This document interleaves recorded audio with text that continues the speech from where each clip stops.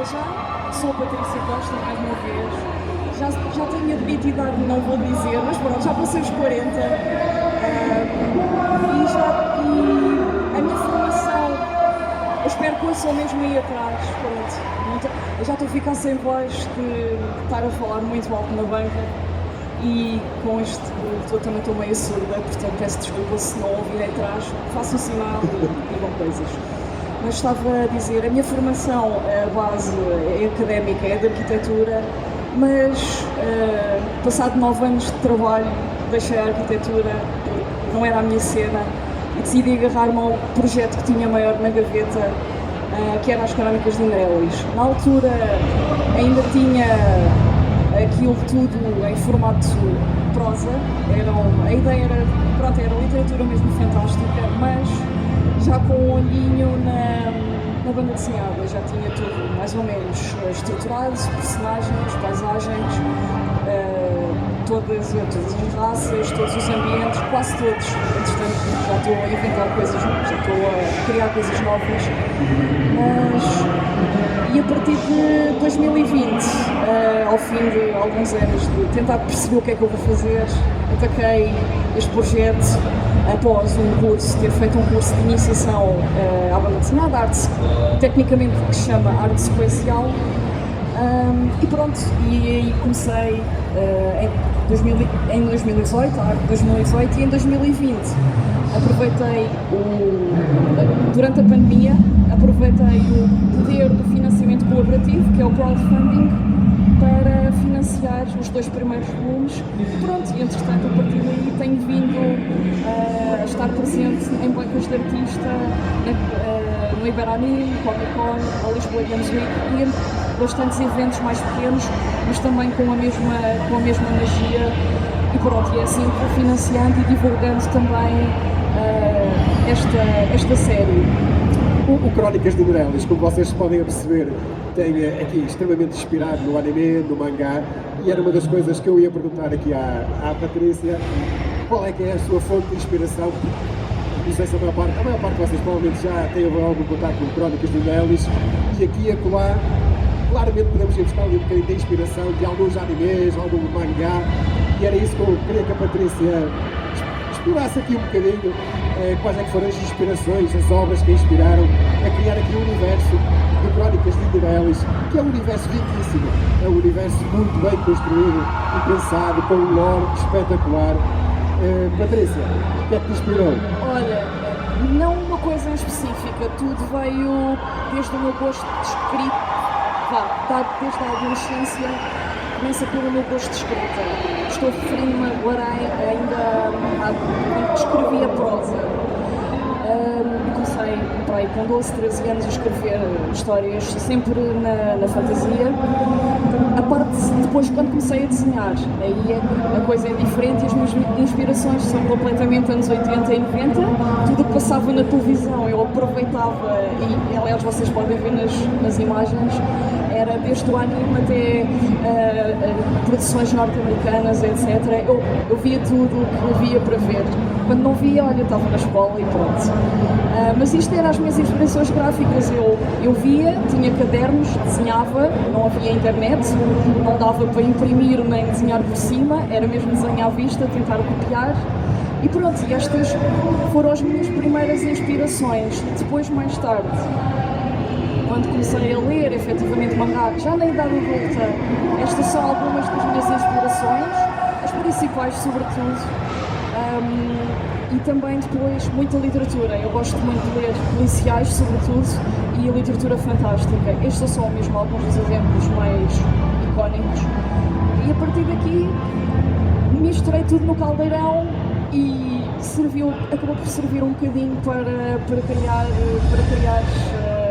as crónicas, pronto, que acabam por ser uma fusão, mas sempre com um gostinho para o shonen e a literatura fantástica. O Crónicas de Indrélis, que tem um mundo muito bem construído. Uma das coisas que eu gosto, se vocês têm aqui os livros, se abrirem, vem o mapa e é extremamente agradável de vocês poderem estar a ler e no livro acompanharem e verem o percurso que os personagens estão a fazer.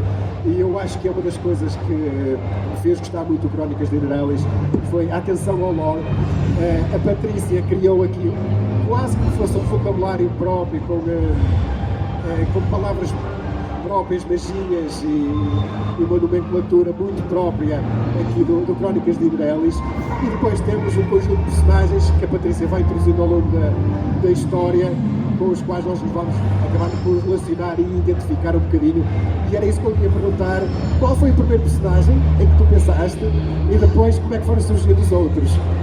Já me perguntaram uma coisa parecida, que é o que é que nasceu primeiro, a história, os personagens, o que é que desenhas primeiro, tipo ovo de cor, o que é que nasceu primeiro, ovo ou galinha. Neste caso, acho que acabou por ser a personagem principal mesmo, porque ela já vinha de outra história que eu comecei a escrever em 2001. Foi uma história que nasceu em 2001. A personagem não nasceu efetivamente em 2001, nasceu durante o processo de escrita que deixei para trás em 2007. E ele nasceu mais ou menos ali a meio e comecei a gostar mais dele como personagem secundário do que o personagem principal que tinha nessa primeira história. E decidi pegar nele e criar uma história para eles. E dentro de toda a ambiência de Inerelis, que já estava mais ou menos consolidada em 2008, que foi quando comecei a escrita desta série. Portanto, acho que sim, foi a mesma personagem que nasceu, embora todo o ambiente, todo o lore, todo o building, grande parte já tinha nascido antes. Então a história começou com o Ruivinho. Foi pelo Ruivinho que começou. Exato, é a alcunha dele. Ele tem imensas alcunhas. Tem muitas. E o que eu te ia perguntar: ok, temos a base da história, vamos passar para a parte física, para a construção do livro. Em termos de trabalho, quanto tempo é que tu demoras para construir um painel, para construir um livro? Qual é que é o trabalho? Por onde é que tu começas? Olha, então é assim, quando eu decidi fazer a adaptação eu tinha 9 volumes escritos, a ideia era serem 9 volumes de prosa. E quando entrei no mundo da banda desenhada de uma forma didática, de aprendizagem, comecei a aprender que não se pode pôr tudo tal e qual. E não só, comecei também a perceber que quando escrevemos conseguimos ocultar ou explicar as coisas de uma forma que em desenho se tornam mais explícitas. Há certos mistérios que existem nas crónicas que me obrigaram a reformular tudo. E depois não só estar a meter palha, é uma coisa que eu também no início comecei também, vamos tirar a palha, que senão não eram 12 volumes, seriam para aí 40. Mas o meu processo é muito simples, foi ter pegado essa parte em narrativa e depois fazer um guião como se faz no teatro, como se faz no cinema, na publicidade, é estruturar as vozes dos personagens, a ambiência de cada cena, a estruturá-la mais ou menos em quantidade de páginas. Aliás, podem ver aqui no volume 1, não sei se consegue perceber o texto, mas pronto, é só toda esta cena que está aqui, é a mesma cena desde o guião até ao 6, que é o final. E depois de ter o guião pronto, normalmente, aliás, que hoje em dia eu estou a fazer um volume por ano, demora cerca de aí 3 meses e não estou a fazer consecutivamente, estou a fazer enquanto já estou a fazer a arte final do volume anterior. Em cerca de 3 meses. Começo normalmente em março e por volta de junho já está pronto. Vou fazendo ajustes. Há uma outra coisa, em cada fase nada é estanque, tudo tem adaptações, tudo tem voltar atrás ou dar outros passos. Mas no final acabamos por ter aquilo que na estrutura principal nós queremos. E então depois salto para a parte 2, para o número 2, que são estruturar cada prancha de um modo assim muito pequenininho, cada prancha. Eu vou mostrar aqui só, eu tenho... Há por acaso não tem cá a fase 2, mas basicamente são coisas deste tamanho, pranchas mesmo com stick figures, muito pequenininhas a lápis, só com os balões, etc. Muito simplificado. E depois passo para a fase 3, esta 2 e 3 são mais ou menos em simultâneo, faço um capítulo de as miniaturas chamam-se tecnicamente em banda desenhada thumbnails, e o 2 e o 3 são mais ou menos simultâneos. Faço um capítulo de thumbnails e depois um capítulo de layout. O layout é um bocadinho mais elaborado, só para mostrar.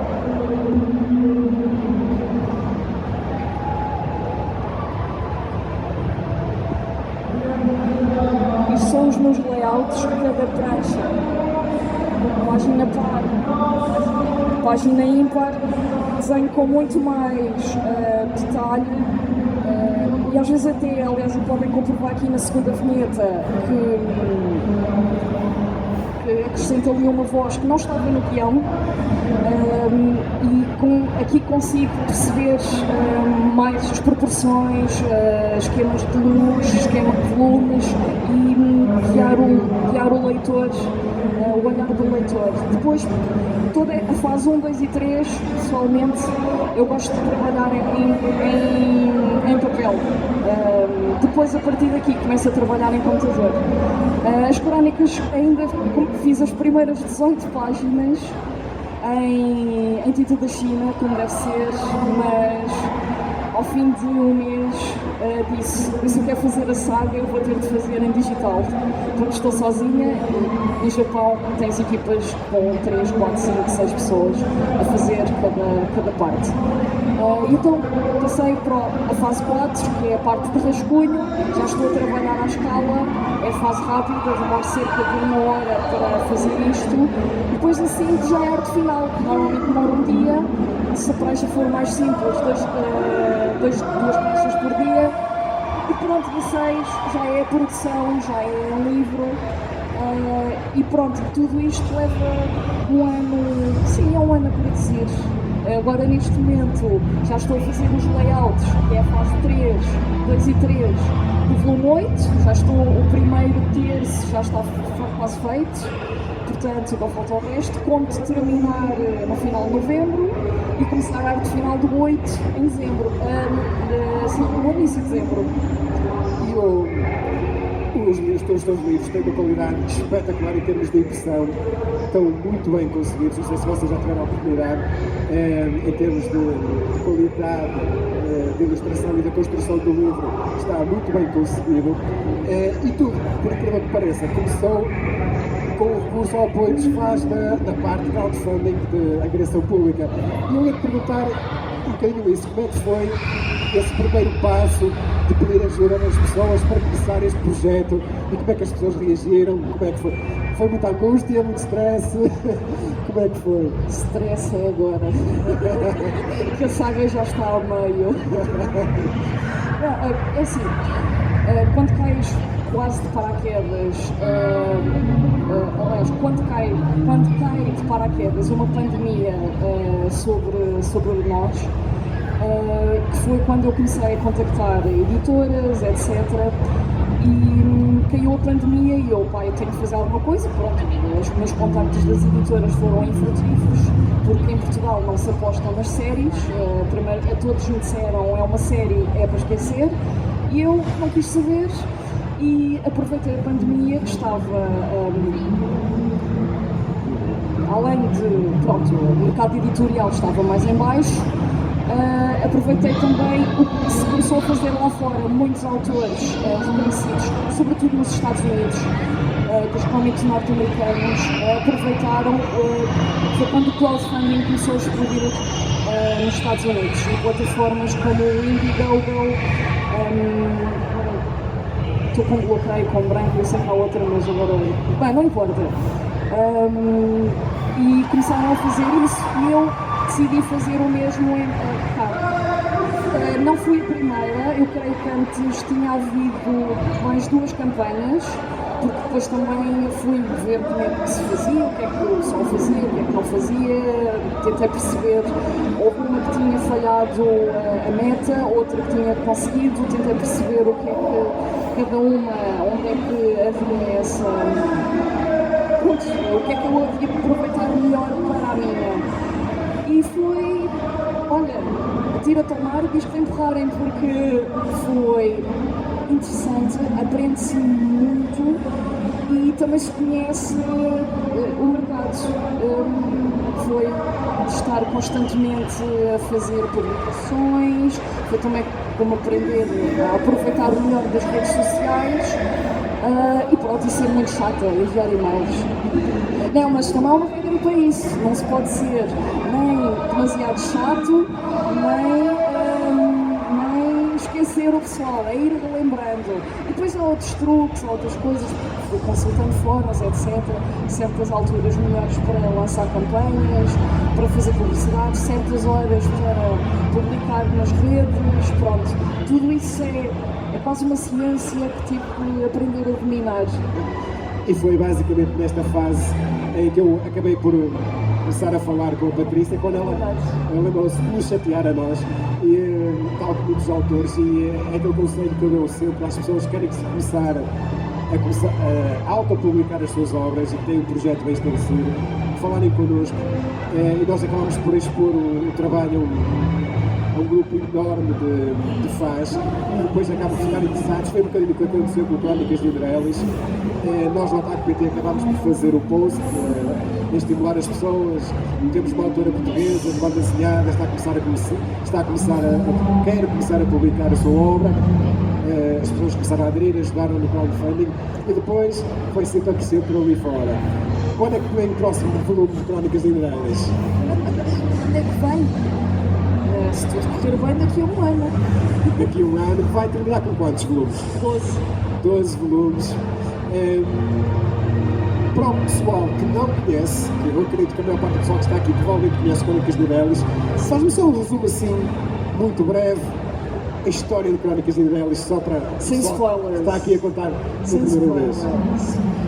Pronto, para quem não conhece, Indreilis, há três mundos paralelos à Terra: Indreilis, Inrel e Enel.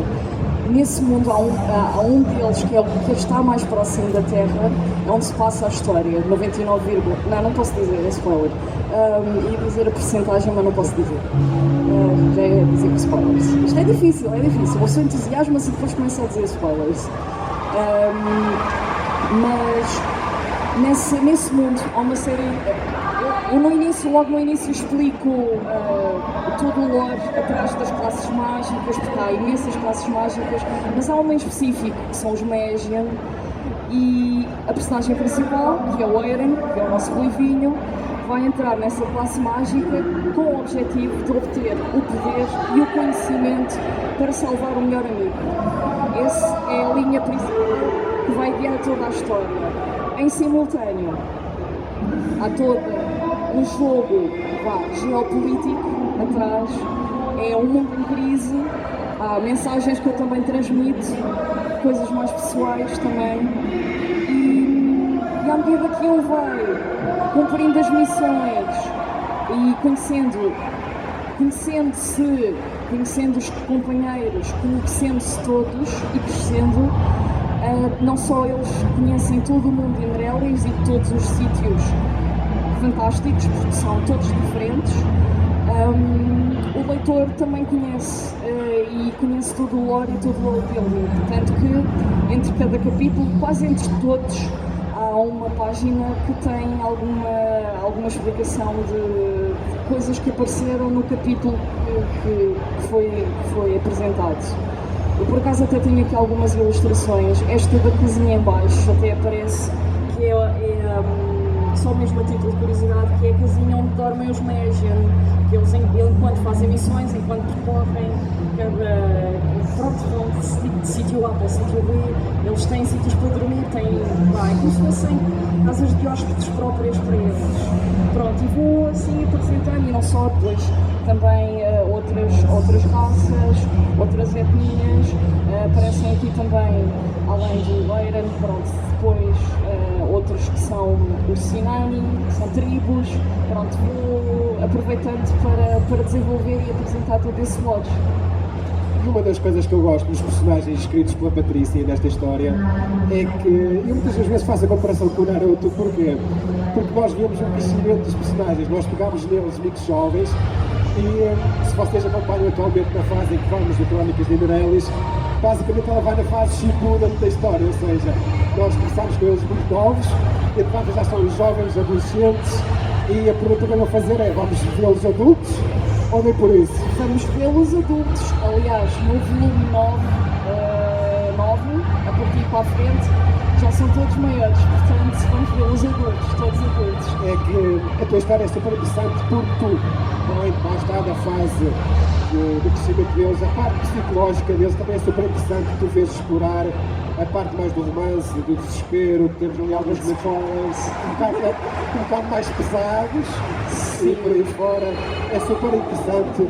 Tu já escreveste a história, mas ao passares para os painéis já reescreveste alguma parte da história que achaste se calhar é melhor modificar aqui um bocadinho isto? Já modifiquei N coisas, porque quando eu escrevi a história original eu sou péssima a fazer contas, mas isto já foi entre 2008 e 2015, portanto termina há 10 anos o manuscrito da história.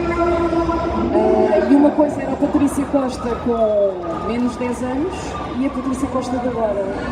E a maturidade de escrita também é outra, porque lá está, fiz formações e isso é super importante estarmos sempre atualizados. E depois também, com o facto de ter lançado, também me permitiu ter opiniões dos leitores, e não leitores e revisores. Agora até tenho um grupinho de revisores que me acompanham, que são pessoas que sabem da arte da escrita e me ajudam bastante e sabem. Há uma das revisoras que até já sabe a história até ao fim, já sabe mesmo as revelações todas, porque ela depois pergunta-me, mas olha, isto aqui é suposto fazer sentido, não é? Ou seja, tudo tem de fazer sentido, e então eu tive já de explicar algumas coisas, mas tive de, e também em prol da adaptação e de fazer tudo sentido, tive de ser, algumas cenas originalmente dos volumes lá mais para a frente tive de as puxar para trás e vice-versa. Há adaptações, por exemplo, para o volume 8 eu queria usar uma cena que era do volume 7 e tive de passar para a frente e afinal já só vai para o volume 9, porque faz sentido, tem que ver com o título, até tem que ver com o título do volume 8, do volume 8 e 9, portanto é um jogo para tudo fazer sentido, para ser coerente, porque depois é importante também, como cada volume tem um título, acaba por ter de manter ali o tema. E sim, cada vez mais adultos, mais velhos, os temas mais pesados e com muito mais drama já me disseram que o 8 e o 9 já são assim mais darkzinhos. Claro, eu já estava aqui a perder e quem acompanha a história do Crónicas, já medida que eles vão aprendendo as magias e por aí fora e aprender a lutar. Eu já pedi à Patrícia o arco do torneio, que nós vemos sempre nos anime shonen, que eles lutam entre eles todos. Sim, já agora vou passar aqui só, mas esta prancha é do volume 1 e a outra é do volume 2, só para terem uma ideia da evolução de que o Helder falava. Eu já falo do que o Helder está a dizer, mas estes primeiros 1, 2, 3, 4 e 5, a prancha à vossa esquerda, é o primeiro arco, é o arco introdutório, é o arco que apresenta os personagens, os dramas, os dilemas deles, e termina de uma forma épica, eu considero épica, mas ainda vem aí mais épico. E o 6 começa o segundo arco, termina no que ele dizia, é o torneio, é o campeonato de magia, é a fase que vai dar início à passadeira vermelha até ao final, é mesmo quase até ao volume 12. O segundo arco termina no volume 10, mas o 9, 10, 11 e 12 são o culminar juntar de todas as pontas da história até ao final. E espero eu que seja super épico, porque o campeonato vai ser épico. Estou a contar com isso, estou a contar com isso. Vão morrer pessoas, só para avisar. Eu sou o George Martin da banda desenhada e no 11 e no 12 também vão morrer pessoas. Há um bocadinho antes de entrarmos, estava a falar contigo. O meu volume favorito até ao momento, até ao 5, eu vou-te fazer aquela pergunta terrível que se faz ao autor, é qual é que é o teu volume favorito? Não há um favorito porque todos têm um nível. Como é que vou tentar explicar? Por exemplo, gosto muito do 4 porque o 4 é muito pessoal para mim. É muito pessoal para mim. Foi o meu turning point pessoal, a nível de pessoa e como autora. Gosto muito do 7 porque estupidamente é o meu número favorito, é o meu número de sorte. Mas não só por isso, porque sinto que o 7, depois deste ano que foi tão cheio de coisas a nível pessoal, se eu conseguir fazer isto, então vai até ao fim. Já nada me pode impedir. E já sei que a partir daqui, mas eu sei que o meu favorito vai ser o 10. Não posso dizer porquê. Preparem lenços de papel, ok? Preparem lenços de papel. Eu estou a tentar arrancar spoilers, mas está difícil. Não dá. Preparem lenços de papel e eu vou precisar de terapia para escrever o volume 9, 10 e 11 e 12 também. Então, diz uma coisa, o Crónicas de Inerelis é uma obra para terminar quando? Em que ano? Se tudo correr bem e for um volume por ano, 2030. 2030. Okay. O evento do ano não é o Mundial de Futebol. É as Crónicas de Inerelis. É o final. E pronto, e há uma surpresa que estou a pensar e espero que aconteça para 2030 relativamente à produção do volume 12. Mas vamos ver como é que é. Vai acontecer. Ainda muita coisa vai acontecer, sei lá se não há ainda a Terceira Guerra Mundial. Não vai haver nada disso. Não só vai, se for no Crónicas. No Crónicas é Não claro. falo spoilers! Não faço spoilers! Pronto, eu tentei. Eu estava aqui à conversa com a Patrícia muitas horas, mas estou aqui a controlar as horas antes que nos expulsem. Não, ninguém nos está a mandar Vou-vos dar não. a oportunidade a vocês de fazerem algumas perguntas que certamente terão e tentem arrancar alguns spoilers. Pronto, já vai aparecer aqui os capinhas, pronto, para verem a evolução. Desde o 1 até o 7. Então, qual é a vossa capa favorita? Eu gosto muito da capa do 4. A minha capa favorita é a 11. Já está desenhada. Isso não vale a pena. Isso é fazer batata, mas gostei muito da 4. E a 7 tem o seu significado também. Ele já sabe mais ou menos. Ora, vocês querem fazer alguma pergunta à Patrícia?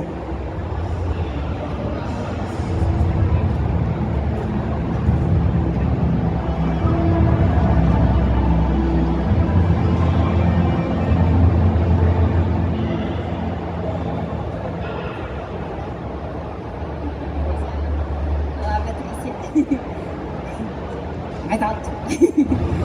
Não, a minha pergunta que eu faço, porque a música faz muito parte da minha vida como escritora e gostava de saber se também tens algumas inspirações musicais para escrever ou se escreves e desenhas com música épica ou... Eu sei quem tu és. Eu tenho ali um alçapão onde meto cadáveres. Estou a brincar. É assim, curiosamente, a proto-versão das Crónicas nasceu de uma música. Deve estar quase a fazer anos. Foi em novembro que comprei esse CD, ainda se compravam CDs, em 2001. Eu vou revelar um dia mais tarde, quero fazer um livro de curiosidades das Crónicas e uma delas é a música que deu origem àquilo que fez nascer as Crónicas. É uma espécie de guilty pleasure. Eu tinha 17 anos. Pronto. Mas atualmente, bandas sonoras, gosto de trabalhar com bandas sonoras. Quando quero escrever, tem de ser mesmo sem letra, tem de ser bandas sonoras mesmo. Tenho as minhas playlists, anda tudo. Olha, há certas. Sim. E instrumentais, algumas bandas de metal, symphonic metal, que têm as versões instrumentais. Para mim é escrita de guião. E depois quando estou a desenhar, onde não tenho estado preocupada com o ato criativo, mais com o ato de produção. Ouço rádio, tenho as minhas playlists, é conforme o meu mood. Tem dias que me apetece ouvir pop, metal, rock, qualquer coisa, mas tenho preferência sempre por metal sinfónico. Iria. Olá, o meu nome é João Costa, o meu pai é que tem comprado os livros. Eu vou ser sincero. Mais alto, mais alto. Eu vou ser sincero, eu não conhecia os livros, com muita pena minha. Só o facto de saber que existem pessoas em Portugal, de Portugal, a fazer este tipo de literatura, eu acho muito bom, acho incrível. Eu conheci pelo meu pai também do Miguel Torga, com certeza está familiarizado, acredito eu, não é? Tem também literatura muito boa, o meu pai tem três livros, sensivelmente 3 livros, gostei bastante, li os 3. E meu pai tinha escondido estes 3, acho que são 3 primeiros volumes que eu não fazia ideia. Fiquei com muito gosto a saber que tenho neste momento os 6 que o meu pai acabou de comprar os outros 4 e vou fazer por eles todos. Eu tenho algumas perguntas, apesar de não conhecer, tenho muita curiosidade, só o facto de ter alguém aqui de Portugal a fazer este tipo de trabalho dá-me vontade de fazer uma lista de perguntas. Mas posso começar o primeiro número, quando é que foi feito? Quando é que saiu? Disse-me que começou com a ideia em 2017, sensivelmente? O primeiro número refere-se aqui ao primeiro volume. Sim. Mas ainda em prosa ou já em banda desenhada? Desde a ideia até ao lançamento. Vamos fazer de conta que tudo começou, que começa a escrita em 2008, em agosto de 2008. Portanto, foi aí que pronto, olha, comecei a achar que sabia escrever, pronto.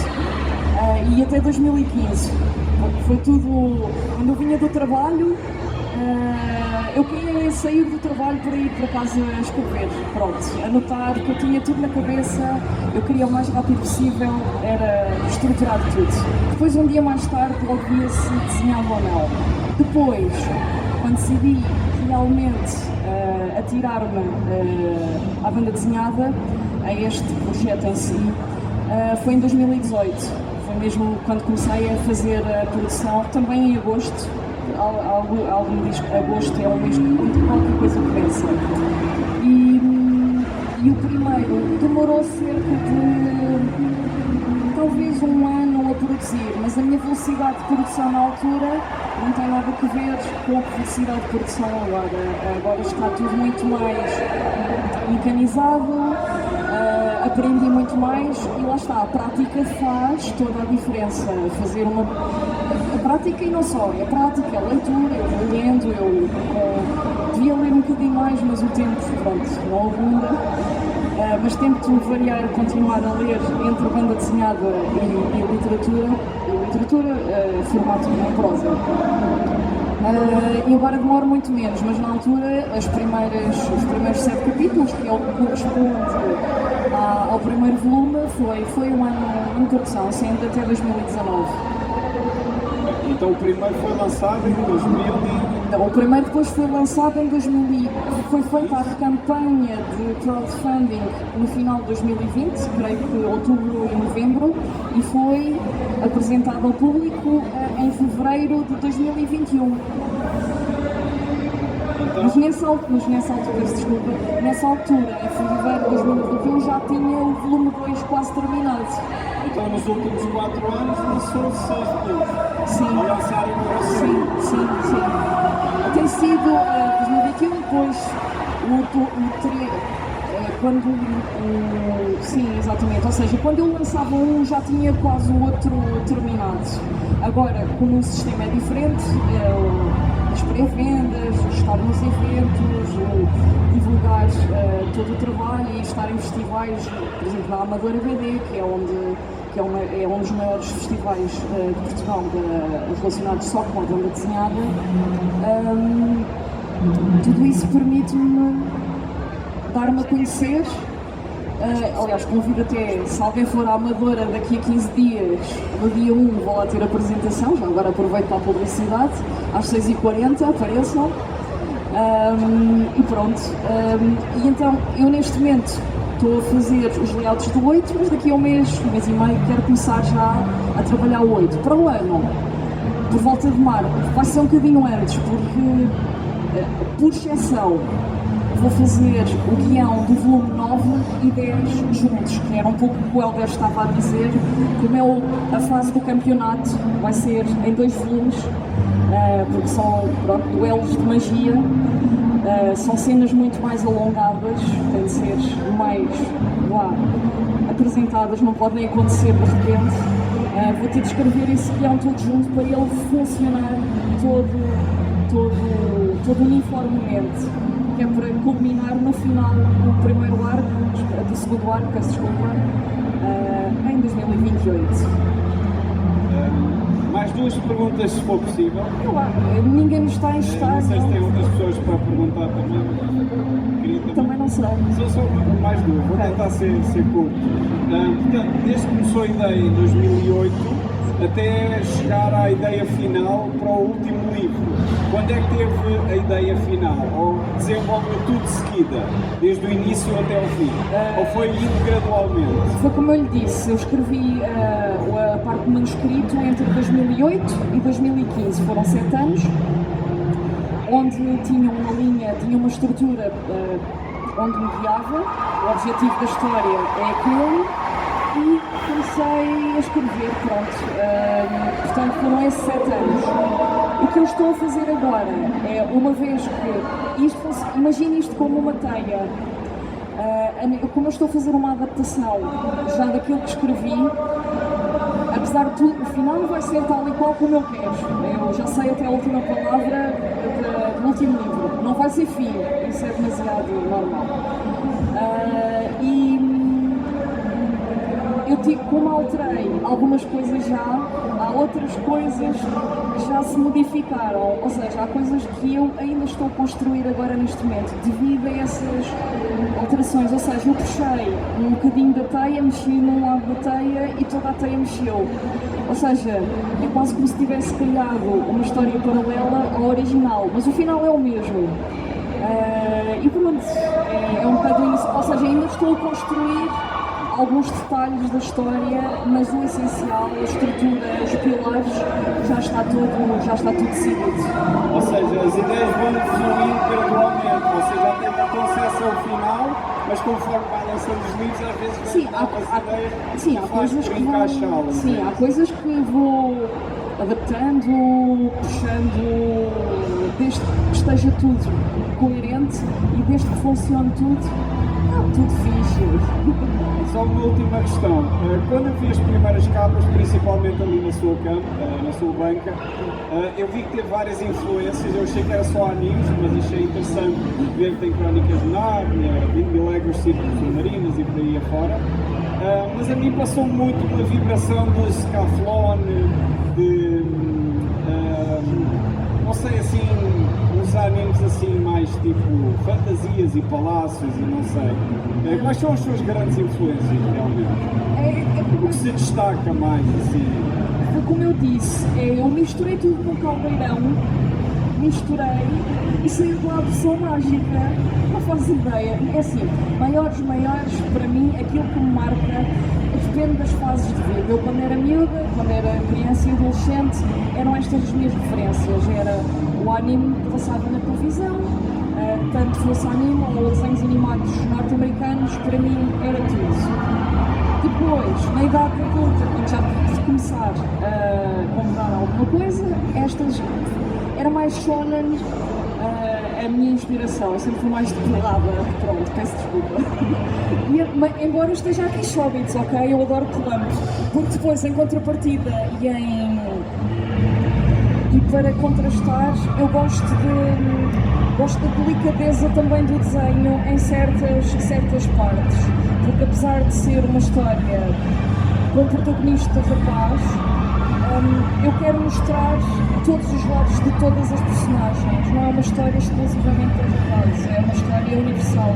Tanto que eu, mesmo em termos analíticos da análise da página, etc., é o trabalho de background de análise das redes. Eu tenho leitores de todas as idades e de todos os géneros. Não tenho, ou seja, apesar de as minhas influências serem estas, eu gosto também de mostrar o lado delicado da história, porque depois há certas cenas, sem querer fazer spoilers, mas que são mais românticas, pronto. E depois tenho a parte da literatura de formato de prosa, de romance. E os policiais, para mim, policiais e literatura fantástica sempre foram o meu top.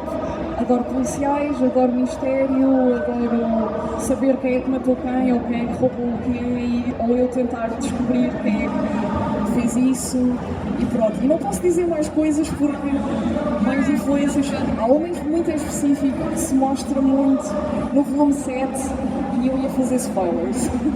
Obrigado. Nada. Não sei se mais algum de vocês.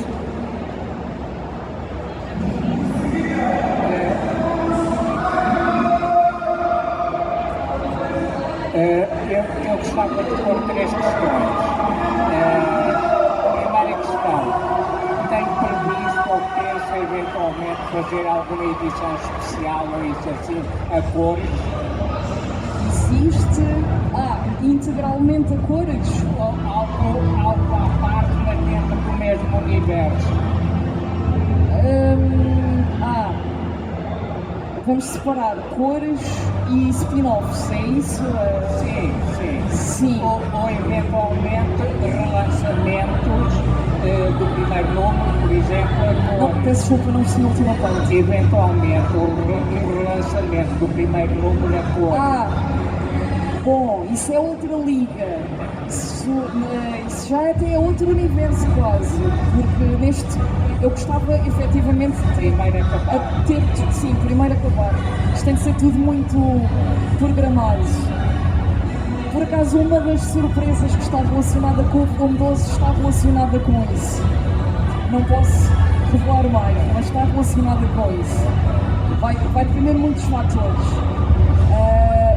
Quanto aos spin-offs, sim, gostava de fazer pelo menos tenho de ver a definição entre prequela e 2 prequelas e um spin-off. Mas depois de terminar as crónicas vou fazer um ano sabático.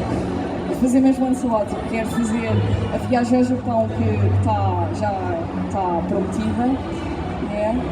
E depois quero adaptar uma história que escrevi durante a pandemia, mesmo durante o lockout.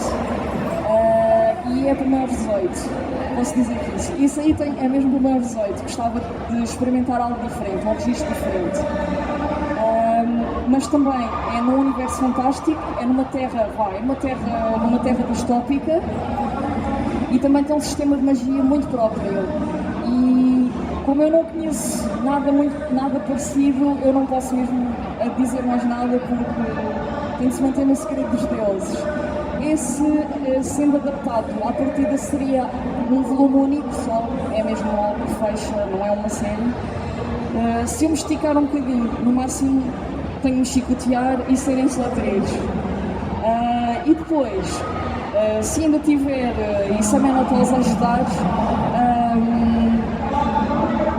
2 prequelas, porque há 2 personagens que eu gostava de desenvolver o passado delas que aparecem nas crónicas. Uma delas, por acaso, aparece no volume 7. Aliás, estou a mentir, 2 delas. Referidas. E depois um spin-off relacionado.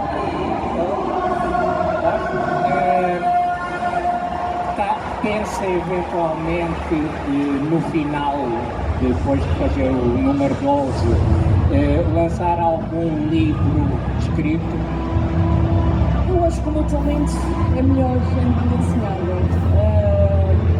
Vai ser lançado um livro de curiosidades compiladas, isso eu vou fazer porque tenho muito feedback de leitores que me fazem perguntas e curiosidades e etc. E às vezes até me perguntam, por exemplo, olha, e as diferenças entre a versão escrita e a versão desenhada, quais são?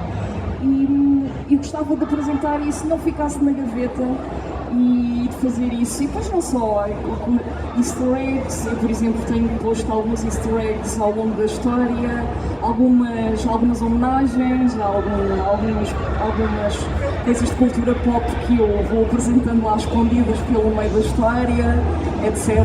Há uma por acaso no volume 7 que acho que é muito evidente e acho que toda a gente vai apoiar. Mas tento esconder, e coisas assim desse género. Mas a minha questão no concreto era a história de Enderelis, como é apresentado do 1 ao 2, lançar um volume escrito da história. Só se alguém quiser adaptar algum escritor super famoso. Não, eu acho que fica. Não faz sentido. É assim, sei lá, não sei responder. A opção não sei, assim não e não sei. É assim, Fica na cabeça. eu pessoalmente, como pessoa, não é? Ainda estou em fase de aprendizagem e todos os autores e artistas cometem erros e vão aprendendo. Isto é um percurso, não há perfeição. Considero-me melhor a desenhar e a fazer banda desenhada do que a escrever. Aliás, isso foi um dos motivos que ok, está escrito, está bonito, mas acho que tem mais. Expresso-me melhor através de desenho. Acho que é um pouco isso que eu quero dizer. Mas, quem sabe se essa história que eu escrevi durante a pandemia não venha a ser em prosa. Porque eu acho que reformular as crónicas, como elas começaram em 2008, a minha maturidade era completamente diferente. A de 2020, eu ainda hoje gosto às vezes de ir lá dar uma olhada e ver isto até não está muito mal, mas pronto. Gosto mais de me expressar em desenho. Tem na cabeça ou prevê algum outra aventura, outra história? Pronto, isso, já respondi que é depois das crónicas um ano sabático e depois fazer a adaptação dessa história, assim, que é uma terra distópica, assim. Obrigada.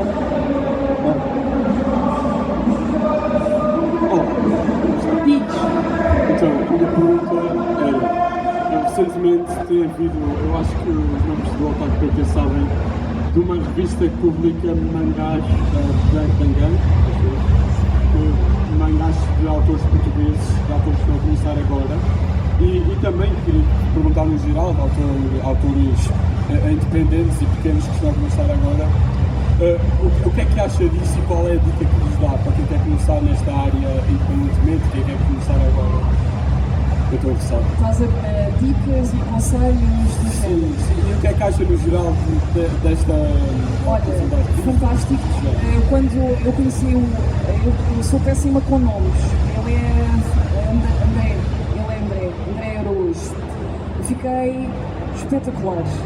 Finalmente alguém que ele tem formação e tudo, eu conheço já há alguns anos.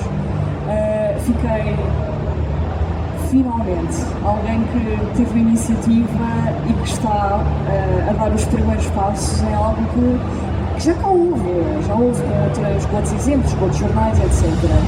Mas agora, como é mais abrangente, é muito mais abrangente e chega a mais públicos o mangá, também é mais fácil também este tipo de iniciativas e de chegar e de ter adesão e de ter leitores e depois, por sua vez, de apresentar outros autores novos que estão agora a começar a atirar-se ao mar e a dizer que empurrem. Quanto ao... Eu também muito cansada. Era tudo e que acabavas, conselhos.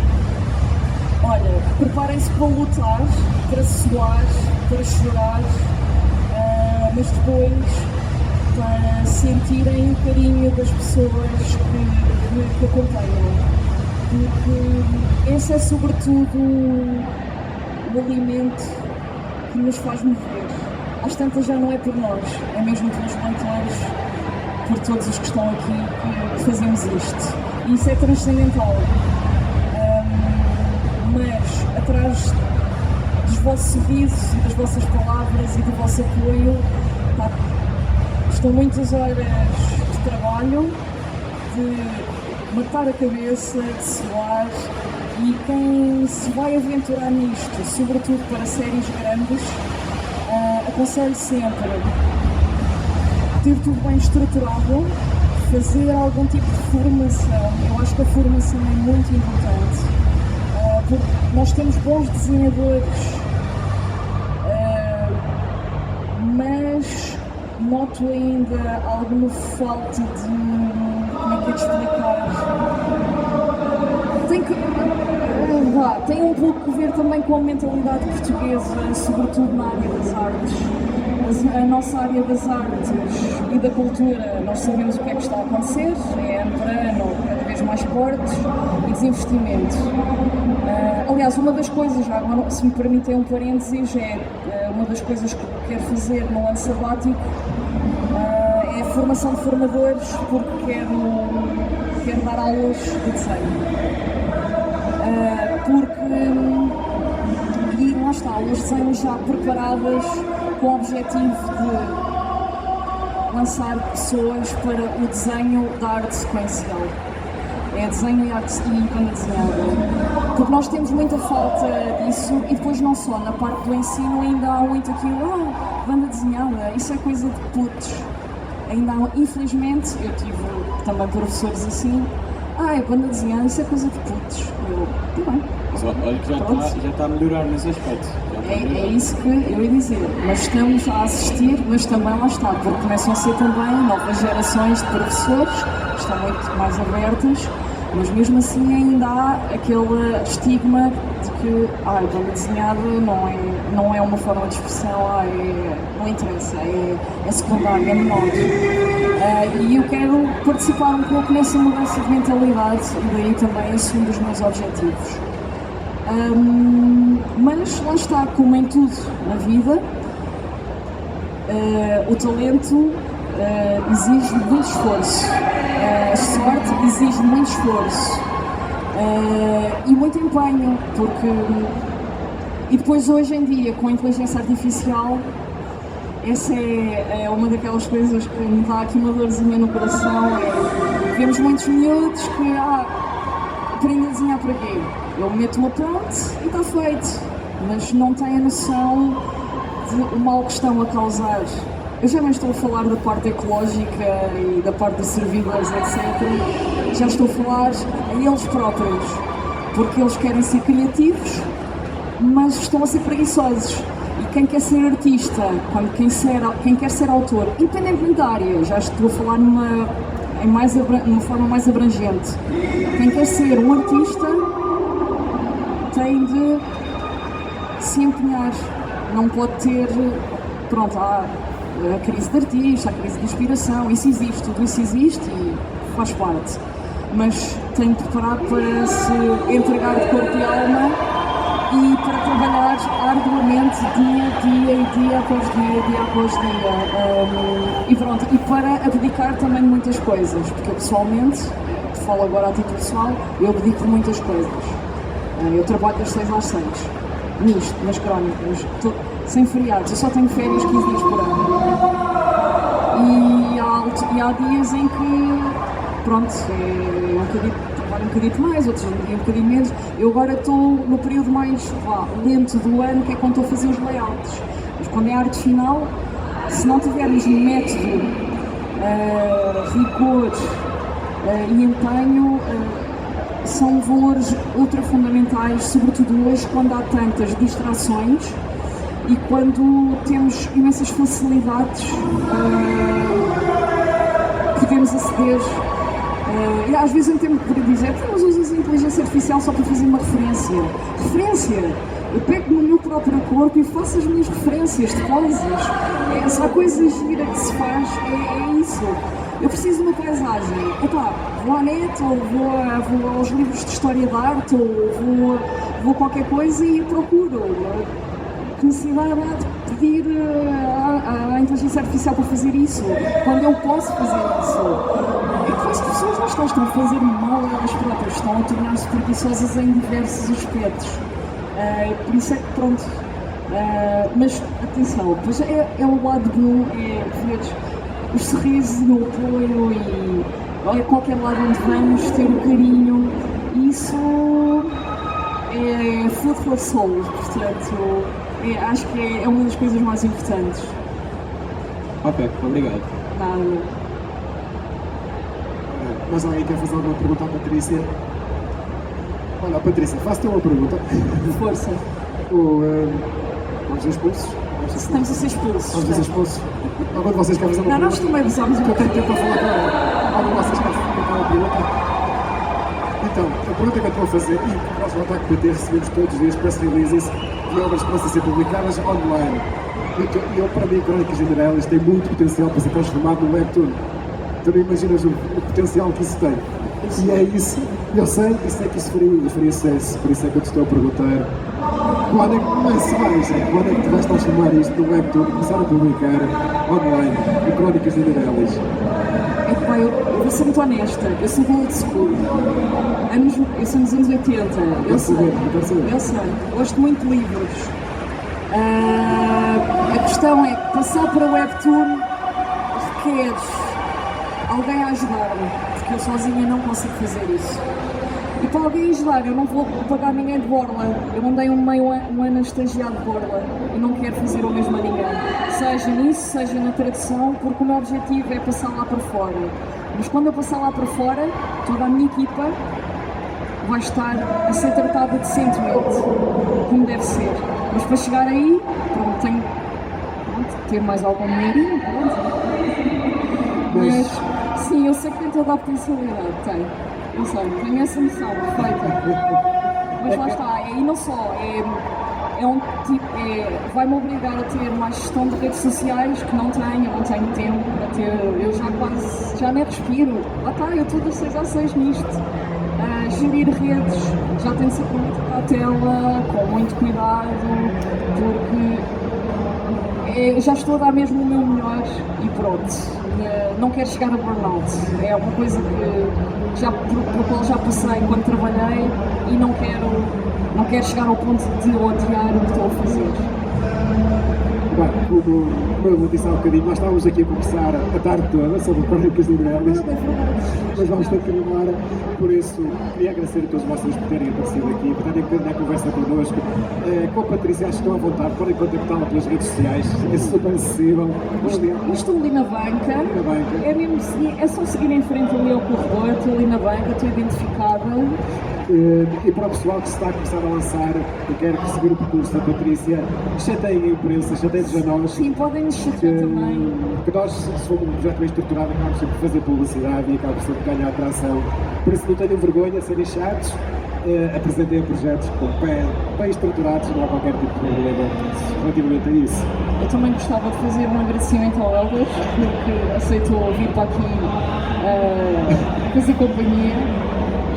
E moderar também. Tu és um excelente comunicador, tinhas de ser tu, portanto.